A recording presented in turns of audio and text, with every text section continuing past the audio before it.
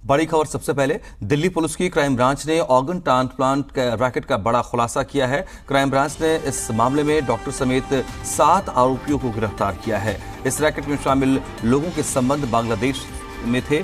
वो हर एक ट्रांसप्लांट के लिए 25 से 30 लाख रुपए लेते थे। डोनर और रिसीवर दोनों बांग्लादेश से होते थे। आरोपी 2019 से ऑर्गन रैकेट चला रहे हैं। गिरफ्तार आरोपियों में एक निजी अस्पताल की किडनी सर्जन भी शामिल है। इसे सस्पेंड किया गया है। आरोपियों के बांग्लादेशी हाई कमीशन के कई फर्जी दस्तावेज भी बरामद हुए हैं।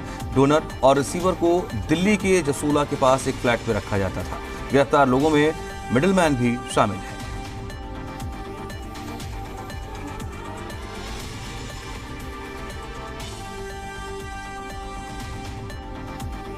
तो एक बड़ा खुलासा ये हुआ है और जिस तरीके से किडनी रैकेट चल रहा था, ये उस मामले में ये गिरफ्तारियां तो हुई हैं, लेकिन क्या इतना भर या आगे और एक्शन? खैर, पहले इस मामले को बेहतर समझने के लिए हम रुक करेंगे जी मीडिया संवाददाता राजू राज का। इस वक्त हमारे साथ राजू राज लाइव जुड़ रहे हैं। राजू, पूरा डिटेल जरा दर्शकों के सामने रखिए। ये जो गोरख धंधा, ये जो रैकेट ऑर्गन ट्रांसप्लांट का चल रहा था, किस तरीके से सामने आ पाया है?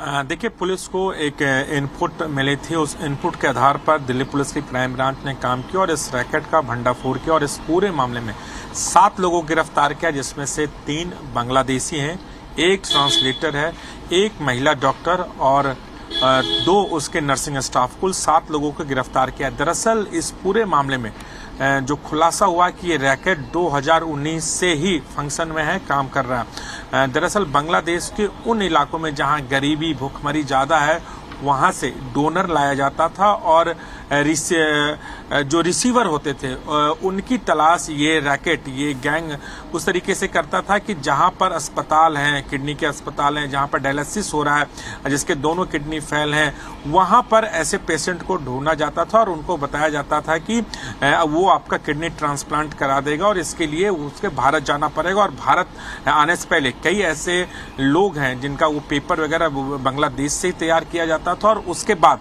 कुछ ऐसे भी डोनर हैं जो गरीब हैं, जिनको बहलाया फुसलाया जाता था नौकरी दिलवाने के नाम पर। इंडिया में नौकरी दिलाने के नाम पर उनको लाया जाता था और उसके पूरे पेपर के साथ दिल्ली लाया जाता था। और दिल्ली में यहाँ पर जसोला बिहार इलाके में डोनर और रिसीवर दोनों को रखा जाता था। उनका पूरा मेडिकल टेस्ट कराया जाता था। फिटनेस सब कुछ पैरामीटर पर खड़े उतरने के बाद इस पूरे मामले में किडनी ट्रांसप्लांट किया जाता था। इसमें से जो एक महिला डॉक्टर है, कंसल्टिंग डॉक्टर है कि दिल्ली के एक बड़े नामी अस्पताल की, और जो किडनी ट्रांसप्लांट होता था नोएडा के एक प्राइवेट अस्पताल में किडनी ट्रांसप्लांट का रैकेट चल रहा था। हालांकि इस पूरे मामले में जांच का विषय है कि अस्पतालों की क्या भूमिका है। पुलिस से जो हमारी बात हुई, उनका कहना है कि अस्पतालों की भूमिका की जांच करें। क्या अस्पताल प्रशासन को इस बात की पूरी जानकारी थी कि उनके अस्पताल में अवैध तरीके से किडनी ट्रांसप्लांट चल रहा है? तो इसकी भी जांच की जा रही है। हालांकि इस पूरे मामले में 7 लोगों की गिरफ्तारी हुई है। पुलिस इस पूरे गैंग को खंगाल रही है। हालांकि इसका जो मास्टरमाइंड है, जिसे रसेल नाम है उसका, उसे पुलिस ने गिरफ्तार कर लिया। और इस पूरे मामले में एक ट्रांसलेटर होता था जो भाषा के तौर पर, चूंकि बांग्लादेश में बंगला बोला जाता है, इसलिए भाषा के तौर पर एक ट्रांसलेटर रखा गया था। वो दोनों तरफ से समझाता था और एक किडनी ट्रांसप्लांट के लिए लगभग 20 से 25 लाख रुपए ले जाते थे। हर लोगों को अलग अलग कमीशन दिया जाता था। डॉक्टर को अलग दिया जाता था, जो कमीशन एजेंट थे उनको अलग दिया जाता था, और जो दोनों रिसीवर और डोनर को लाते थे उनकी अलग अलग भूमिका थी। तो इस पूरे मामले में गिरफ्तारी जो 2019 से पुलिस इस पूरे मामले में जी ये रैकेट चल रहा है। और वो जसोला जहां पर आप बता रहे हैं कि इन लोगों को एक सेफ जोन क्रिएट किया इन्होंने और वहीं पर डोनर रिसीवर को रखा जाता था। फिर वो अस्पताल जहां ये किडनी ट्रांसप्लांट की प्रक्रिया जहां पर कराई जाती थी, क्या किसी को भनक नहीं लगी इतने समय तक कि यहाँ इस तरीके का गलत काम हो रहा है और गोरख धंधा हो रहा है और तमाम नियम कायदों को ताक पर रख करके किडनी ट्रांसप्लांट का खेल चल रहा है? देखिए, बिल्कुल सबसे बड़ा चीज है कि भनक नहीं लगी, एक बड़ी बात है। लेकिन सबसे बड़ा सवाल यही है कि 2019 से अभी पुलिस के पास वो आंकड़े भी नहीं आए हैं कि 2019 से लेकर 2024 तक कितने लोगों का किडनी ट्रांसप्लांट हुआ, एक बहुत बड़ा सवाल है। अभी जिस अधिकारी ने इस पूरे केस का पर्दाफाश किया उनसे हमारी बात हुई तो उन्होंने कहा कि इस बात की वो जांच कर रहे हैं। दूसरी जो सबसे महत्वपूर्ण बात है कि डोनर और रिसीवर दोनों बांग्लादेशी थे।